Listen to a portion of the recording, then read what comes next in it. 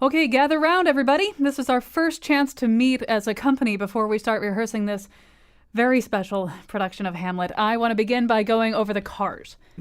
Cars? Well, for most of the play, Hamlet drives a Jaguar F-Type with 550 bhp coming from the 5.0-liter supercharged V8 engine, and it basically symbolizes his indecisiveness and his impulsiveness. But when he runs over Polonius, he'll be driving a custom Subaru BRZ with the slam ducktail body kit, wide wheels. Excuse me? Hamlet runs over Polonius? Yeah, because he doesn't know that Polonius' son is an undercover FBI agent.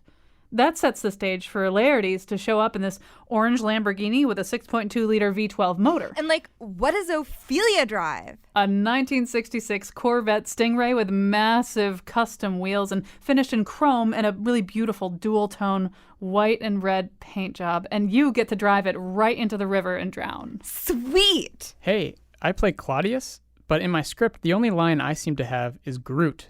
Over and over. Yep, you get to say it different ways depending on the situation. And at the end, after Hamlet's poured transmission fluid down your throat and you appear to be dead, when Hamlet, who's also almost dead, says, "The rest is silence," you push yourself up on one elbow and say, "Groot," one last time. And of course, by that point, Fortinbras has come blasting through in his Mercedes AMG GT with 577 bhp. Hold on, I have to introduce this show on brilliant, brainless movies. And now, the star of Dark Knight of the Caribbean Hunger Games, Transformer vs. Superman, Colin McEnroe. I'm not sure exactly what role I play in that, however. All right, so I have to begin by explaining what this show is about. And I will confess to you that we got deep into planning this show without really crystallizing exactly what it's about. But here's how I would put it. There are a lot of very, very popular movies that kind of get grouped in a general category of trashy movies. But within that ocean of trashy movies are some subsets. And not only that, but obviously one person's trash is another person's treasure.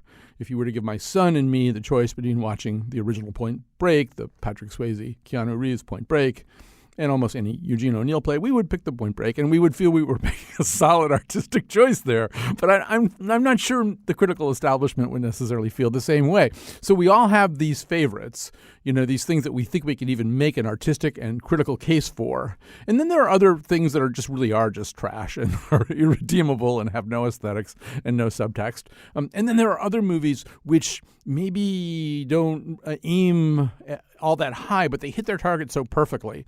I would put, for example, the movie Speed in that category. Not a lot of subtext there, not a lot of ideas in that movie, but it is perfectly what it sets out to be. So we just felt like nobody ever really discusses this. Well, not nobody, but people on public radio don't discuss these kinds of movies.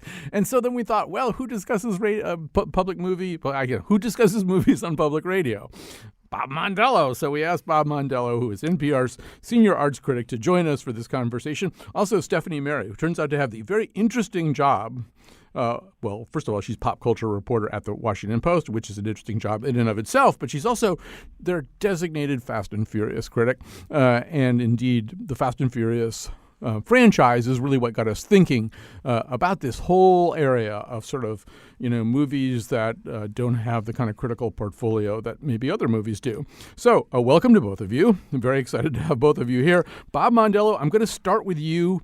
Oh, my God. Well, let's maybe just define a few overarching principles or talk them out anyway. I mean, I think one thing that we could easily argue is that more people watch more kind of dumb movies these days than in the past. If you look at the top 10 box office movies of all time, adjusted for inflation, then it's Sound of Music and Gone with the Wind. And there's a lot of movies like that are sort of involve actual human beings and don't have anybody who's a superhero, don't have any science fiction component, don't have anything and like no that. car crashes. And no car crashes. But if you just look at box office in terms of today's numbers, it is all superheroes, car crashes. I mean, pretty much, except Titanic is probably the only movie that's in there anywhere that just involves regular old human beings.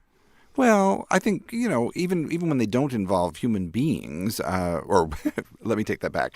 When they involve human beings and other folks, let's say Avatar, for instance, the picture is enormous. It's a huge hit. Audiences are fascinated by it, and I think they're fascinated by the eternal verities of drama. I mean, I wouldn't want to go back to the ancient Greeks on that. But I think as a general thing, audiences like movies that are about family, that are about identifiable characters who have emotions and who respond in ways that are sort of recognizable. Now, that said, the Fast and Furious series talks all the time about family and is not, I think, profound about it. But,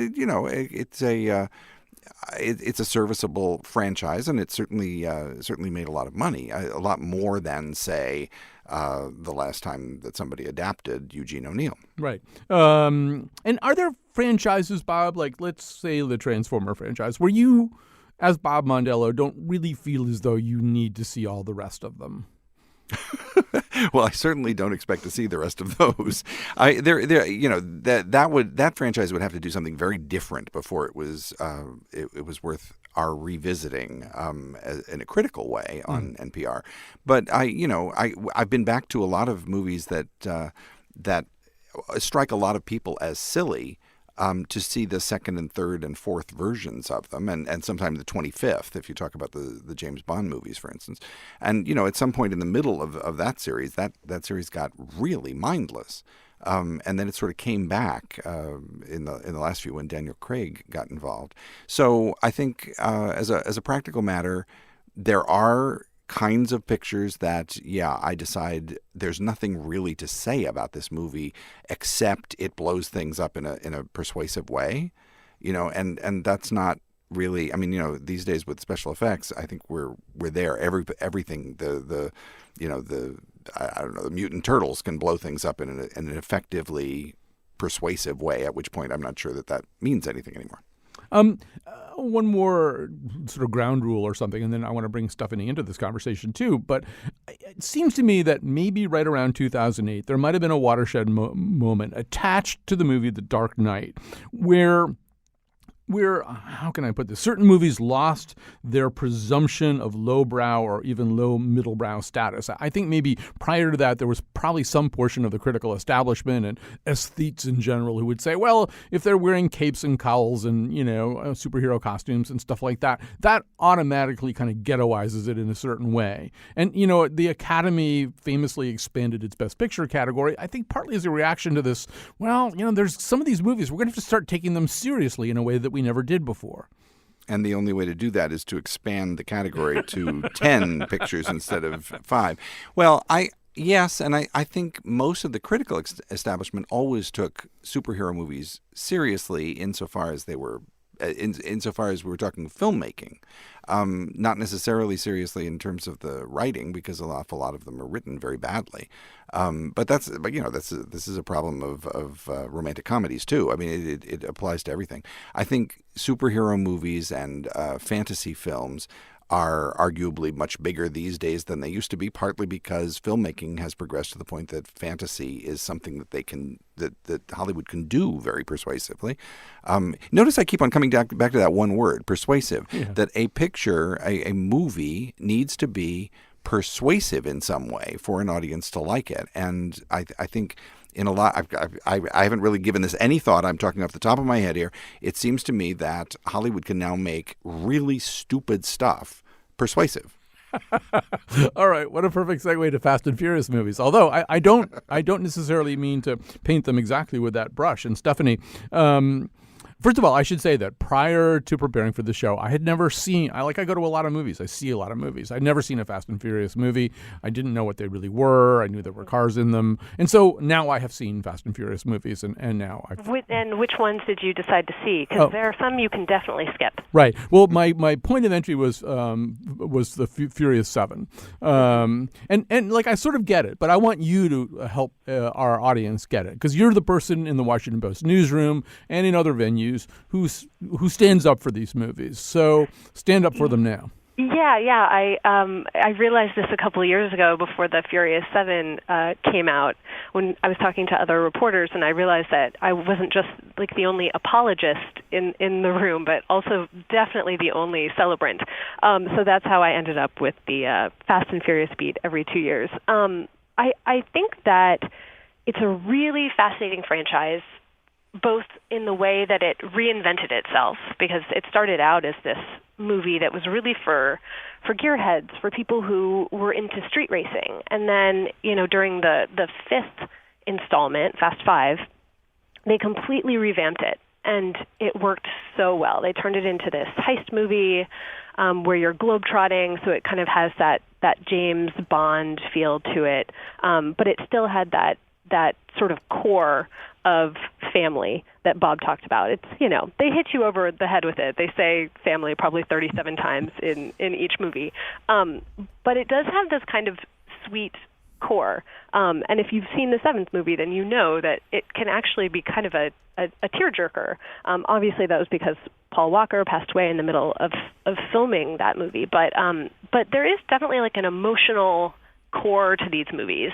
But then just one other thing. I know I'm just talking, and I could keep talking about this for a long time. But the action sequences, I think, are really what stand out, because in the beginning it was all about cars that could go fast, and then with the fifth movie, it sort of seemed like they were saying, okay, we're going to have our own Fast and Furious sense of gravity, and we can do whatever we want. And since then, there have been some really spectacularly choreographed set pieces with cars flying out of one skyscraper and landing in another, or parachuting out of airplanes, or what have you. In the most recent one, you could sort of see the gears turning. Like, they'd already done the air and they'd done the land, so they needed to do water. So there was this huge set piece with a submarine with all these cars driving on ice. So I would just love to be in the room when they're discussing what new insane set piece to come up with.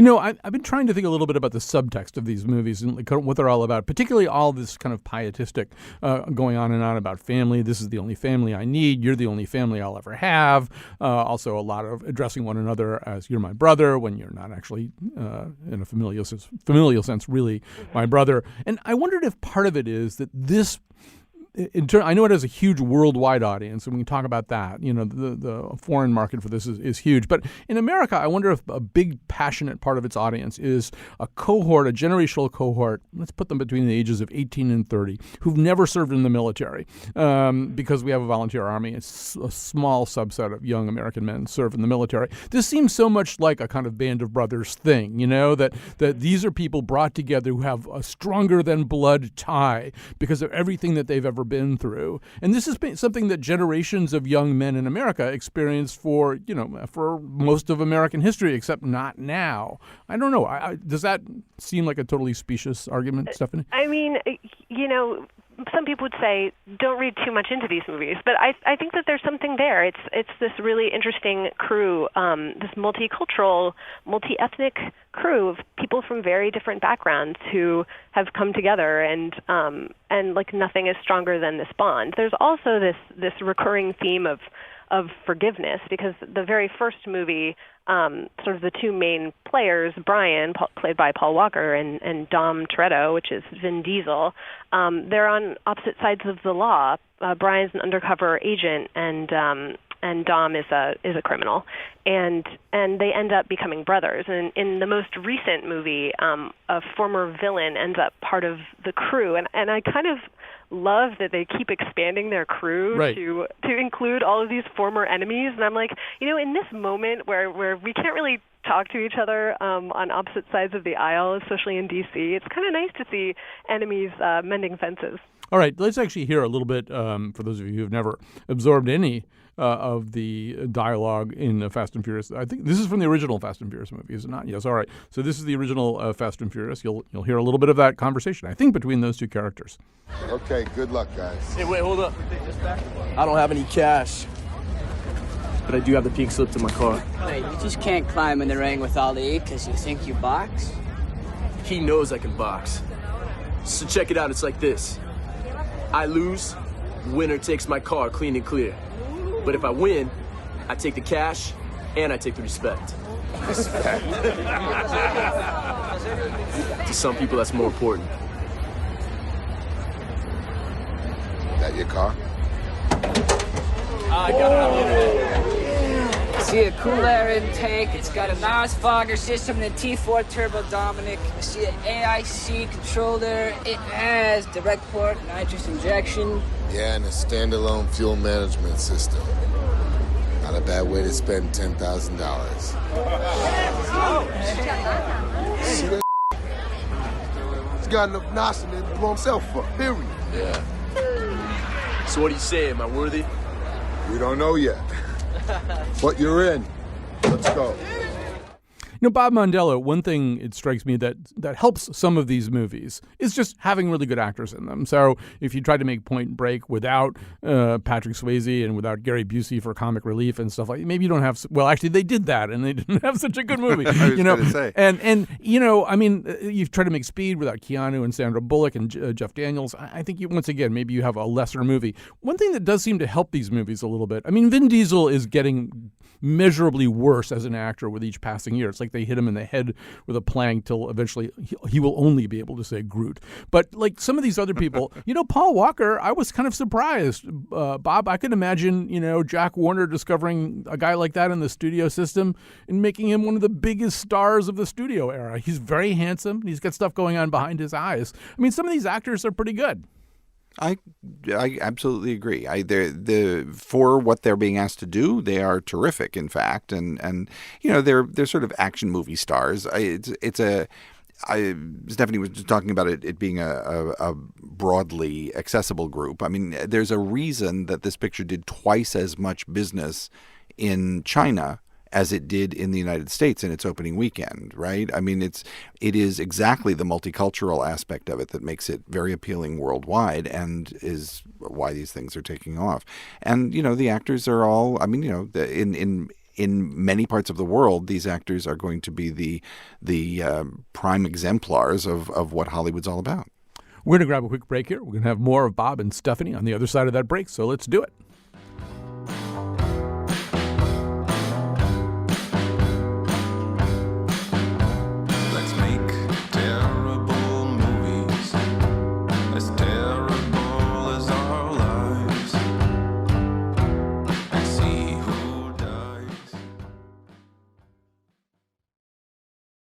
It's rare that I'm sitting here looking at our notes with the thing and I'm laughing, but I'm actually laughing looking at the notes. All right, so we're talking about movies that maybe don't have a huge critical cachet, but in one way or another keep us spellbound, and we love for different reasons.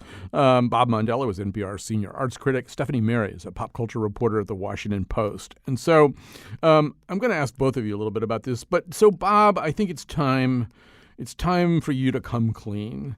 What are some movies that you like that you're kind of ashamed of liking? In other words, movies that if you saw it in the movie theater, you'd probably have to put like a Groucho Marx nose and glasses on so nobody really knew that Bob Mondello was going to see this movie. Well, see, that's the thing. I don't get ashamed of them because I'm a critic and I get to say that they're okay, right? I mean, I can give them some critical credibility. The one that I really loved and had a lot of trouble talking people into going to originally was Tremors. I just love it. I love the movie. It's about giant worms trying to eat Kevin Bacon, and it seems like a perfectly reasonable, storyline to me. It mocks a certain kind of movie, and I got a big I mean, the kind of movie being the incredibly low budget horror flick that was made in someone's backyard with very, very few special effects, but somebody dressed up in an outfit, right. of some sort. And this particular one was done with a somewhat bigger budget, and I think they intended it to be a bigger picture, and it never really clicked with people. But I would guess, I haven't looked it up, but I would guess it actually did okay with the critical fraternity. It just didn't click particularly. Right. This just to have a little bit of the excitement of Tremors right here for you. Wait. This one's not falling for it. This one ain't dumb. He's trying to trick us. Use your bomb. It's our last one. What else you gonna use it for? So what if we make it to the rocks? We'll be dead in 3 days anyway. Well, I want to live for the 3 days. Actually, it's well known that Sir Tom Stoppard did the third rewrite on that script. But so, Stephanie, I have Bob's list. I have Bob's list of movies that he thinks are sort of clever, but maybe play a little bit dumb. And it includes Galaxy Quest, which I think is a brilliant movie, Mad Max Fury Road, Tremors, The Big Bus, Con Air. Stephanie, I would say Con Air on that list is the only one that really is kind of a dumb movie. I don't know. What's your reaction? I agree. I mean, Mad Max Fury Road, I thought that was pretty brilliant. But Con Air, wow, that's a special one. Nicolas Cage just at his most horrific acting. But man, if it wasn't entertaining. I think I saw that one in the theater. And I was actually going back and looking through some of the action movies I loved as I was growing up. And the 90s just had a plethora of these kinds of movies. You know, you've got Speed and Con Air and Face Off and The Rock. There were a lot of these sort of terrible but extremely entertaining action movies. It's time for us all to See, say, that's what's so weird back about in the box. Put the bunny back in the box. Go ahead, Bob. No, I mean, this is what's Speed. Yes, I agree. It's silly on some level, but it's a really well-made movie. And I think I don't know this, but I'm guessing that the critical fraternity jumped up and down over it originally, right? So my problem with the notion of sort of dumb but good is that usually they're dumb like a fox, right? They're very adept at tapping into something that the public likes. Now, Snakes on a Plane is the kind of picture that, okay, it was terrible and all it had was a title. Really, I mean that was it. And what were you going to do with that? Once you put the snakes on the plane, there was nowhere to go with that movie.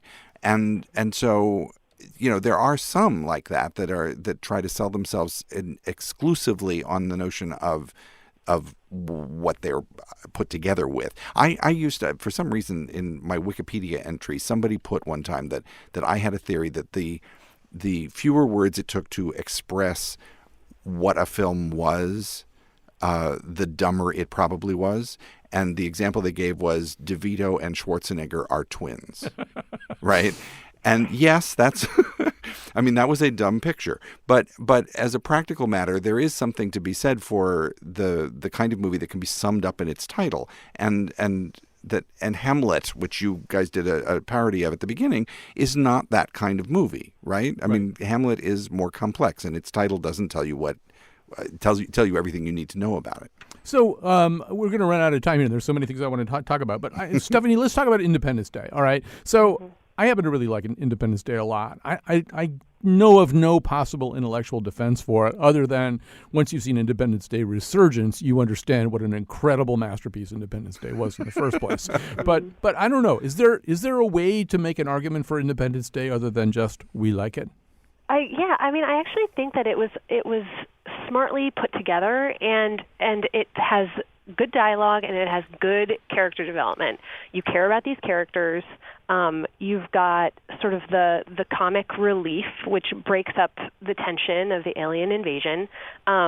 You've got like the Jeff Goldblum, and the wisecracking, and Will Smith. I mean, you've got just some really great characters. But then I think that at the time, especially the special effects were pretty impressive. I remember seeing that in the theater as well on July 4th, actually. And it was one of the first times I think that I had ever seen such mass destruction on the big screen. I think that was kind of that was the first time I could remember it. And it hit me really hard. Now we see it all the time, especially with all these, Marvel and DC Comics movies. It's always about, mass world destruction. In 2012 wiped out the world. That's right. Yeah. Right? I mean, okay, that was really a bad movie. Yes, it was. And it was the same producer. producer, right? It was the same producer as Independence Day. So, Bob, we're almost out of time, but there's another movie I want to talk about, mainly because I happen to know that you don't like it. But I would argue that, if lowbrow pictures are essentially plot-driven and middlebrow pictures are more character-driven, that Armageddon is kind of the latter, that it's actually kind of a character-driven movie. But I happen to know, as I say, that you don't like it. Uh-huh. I'm sorry. I can't. It's not ghastly. Of the two that came out that week, was it? Yeah, the Tia Leone Impact one is and, not as good. They're fine. I mean, on some level, that's another one that as soon as you say what it's about, an asteroid or was that a comet crashing into the Earth, it tells itself. I didn't think that Ben Affleck, particularly covered himself in shame, but he wasn't great either. And it's one of those. It's one of those movies. But Stephanie, isn't it also? It's like a Fast and Furious movie. It's about this sort of group of people who are a unique, semi-militaristic subculture, but they get along so great. It is. It has that character-driven sensibility that I think isn't in, say, like a Transformers movie. Mm-hmm. That's true. Right. Well, we're going to have to stop there. I could talk. There's so many movies that I want to talk about more, but we have to stop because, among other things, we have a pledge break. If you love Bob Mondello and you enjoy hearing Bob Mondello on this radio station, guess what you have to do now? You have to support this radio station. Nice people are going to ask you to do that. We're so grateful for Bob being with us today, and Stephanie Mary, who is the world's greatest expert on the aesthetics of Fast and Furious movies. But now, if you like conversations like the one we're having, if you're having fun along with us, which is sort of our goal, maybe you would make a little pledge right now. More entertaining.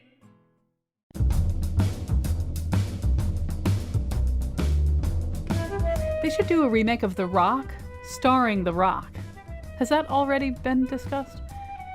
Today's show is produced by Jonathan McTance and me, Kyone Wolf. Amanda Fish appears in the new Transformer movie, and the part of Bill Curry was played by Ludacris. And now, back to Colin. I thought I told all of you I want radio silence until further... I'm very sorry, Hans. I didn't get that message. Maybe you should have put it on the bulletin board. I figured since I waxed Tony and Marco and his friend here, I figured you and Carl and Franco might be a little lonely, so I wanted to give you a call. How does he know so much about this? This is very kind of you. I assume you are a mysterious party crasher. You are most troublesome for a security guard.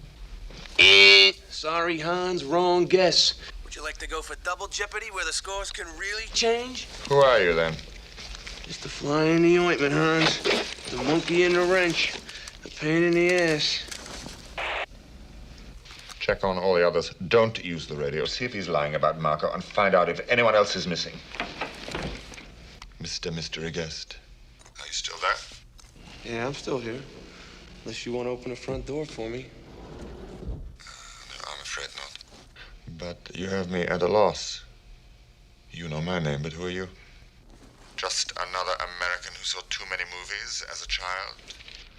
Another orphan of a bankrupt culture who thinks he's John Wayne, Rambo, Marshall Dillon. I was always kind of partial to Roy Rogers, actually. I really like those sequin shirts. Do you really think you have a chance against us, Mr. Cowboy? Yippee-ki-yay, mother... Well, I don't need to tell you what that is. I don't know. Nothing needs to be explained here. That, of course, is Alan Rickman with Bruce Willis. Alan Rickman's first movie role ever.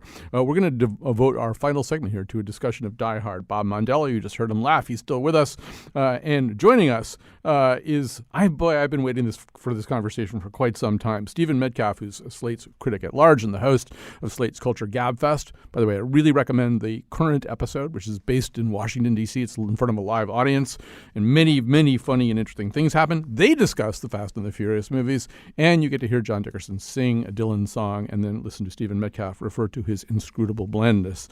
So there's lots. There's so much going on here. But I've known for a long time that Stephen Metcalf, egghead that he is a huge devotee of Die Hard, and he's simply not the kind of person who could mindlessly enjoy something like that. So Bob and I want to know more about this. We want to know what he's mining Die Hard for. So Stephen Metcalf, welcome back to our show. Colin, thank you so much. That was me laughing as well in the background. Okay. So So I don't know where. I mean, I guess I'm going to ask you.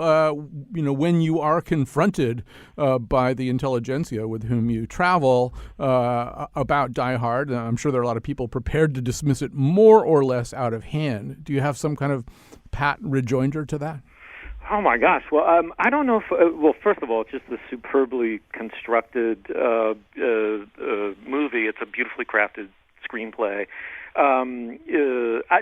Really, the two-word answer is Alan Rickman, and we should get there in a second. I mean, Rickman invented a whole new kind of archetype for screen villainy, in my estimation.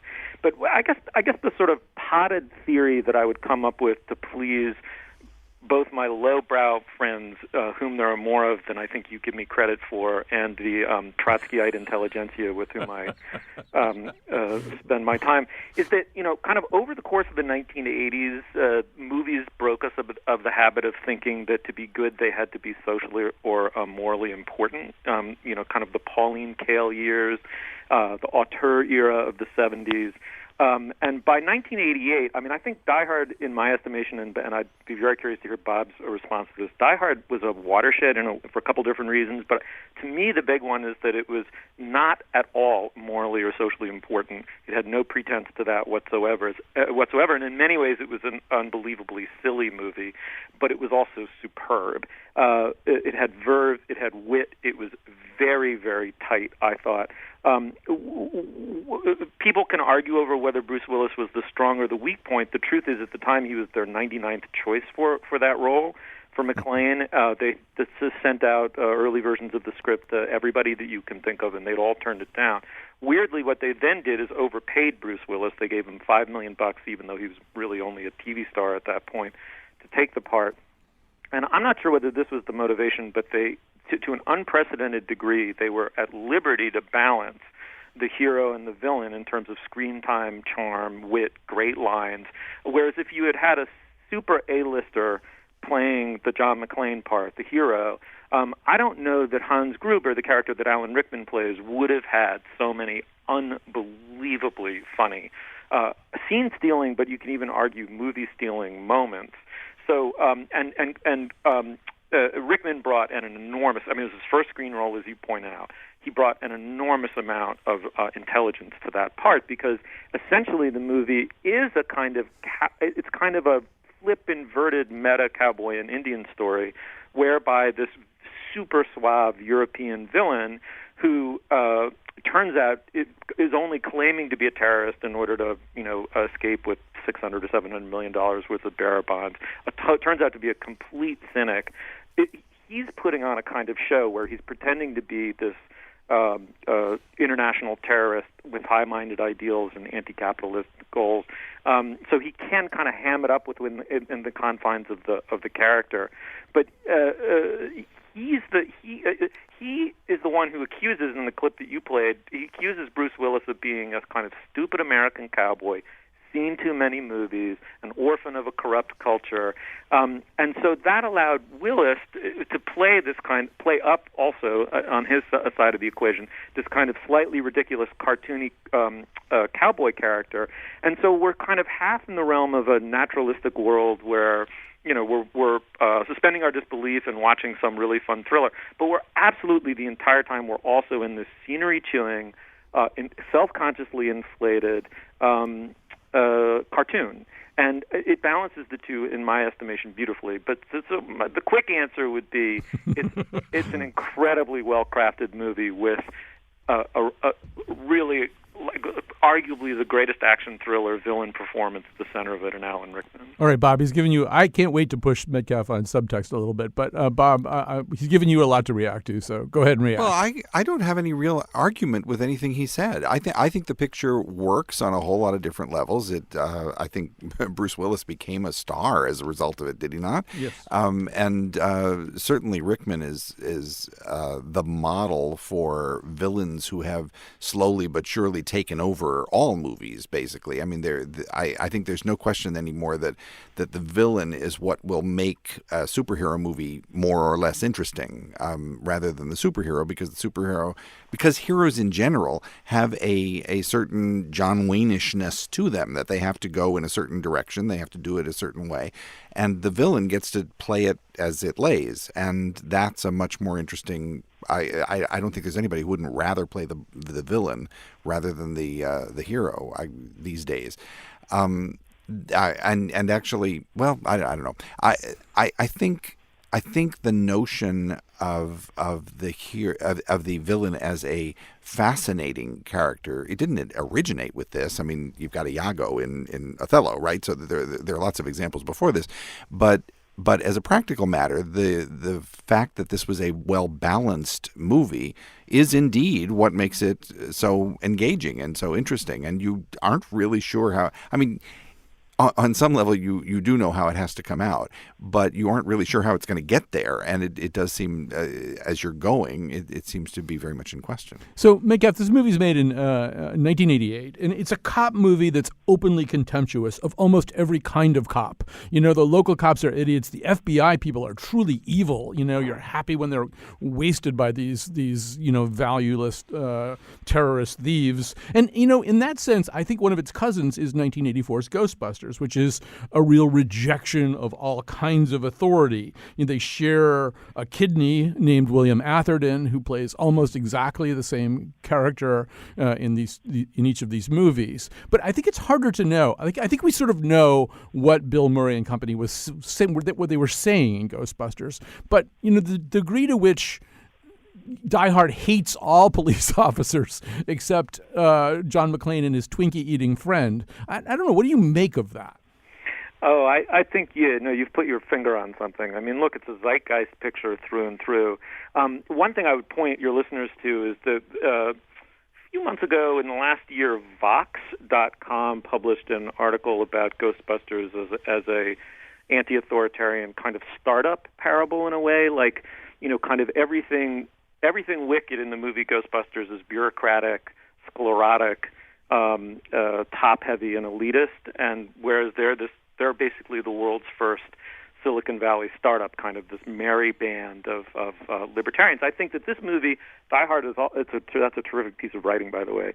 But anyway, this movie, Die Hard, is a libertarian parable, semi-libertarian parable too, or an anti-authoritarian parable. You know, he is a cop. I guess he's off the force temporarily, if I recall. You know, I think it's a sop to the Reagan era need to believe in the rugged individual, you know, fighting against elites and bureaucrats. And that part of it is quite crude. I think the other thing that this movie introduced that was original but maybe somewhat more pernicious than the fun villain is the idea that it could be redeemed. It could be aimed at low tastes or a mass audience quite successfully, while aiming itself simultaneously at a slightly more sophisticated audience by having a certain irony to it. You know, there was a way to consume this and congratulate yourself for getting its little winks and its little twinkle in its eye, which I think are there and are placed quite beautifully there.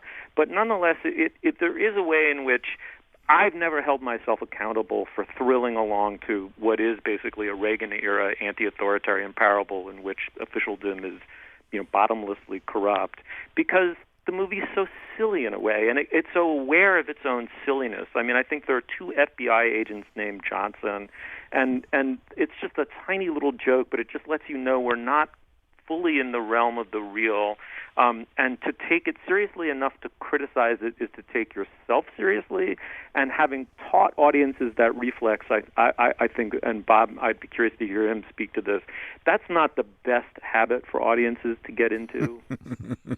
Well, I suppose that's true. As you were talking, I was thinking about something else that the picture does that a few really interesting movies do, which is that it contrasts acting styles, and I kind of like the idea of having sort of the I don't know, I want to call him effete, and he isn't really, but the British thespian approach to acting versus the John Wayne is a good example, a Marlon Brando American manner of acting, and opposing those two things. There are other films that I can think of that do that. One of them is Marathon Man, where you have Olivier versus Dustin Hoffman, and the two of them simply come at the roles from different places and in different ways. And there's a tension in the way they interact, even when they're not on screen together. And in this movie, the two main characters are never on screen together, right? The other one that plays off of that, and I think for the same reasons, and I think is inspired in some ways by Die Hard, is the Twilight movies. The Twilight, you have glittery Edward the vampire versus Brando wannabe Jacob the wolf boy.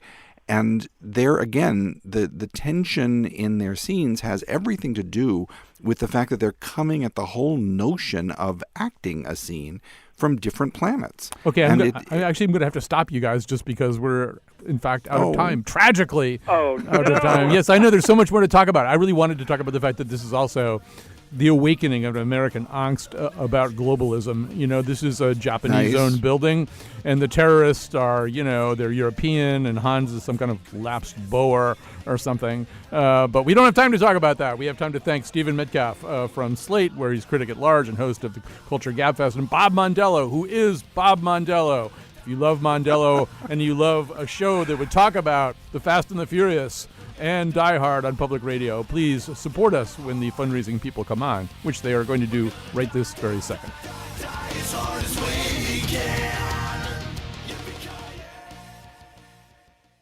I bet when John McClane retires, it'll be called Die Hard with a Pension. But of course not in Connecticut.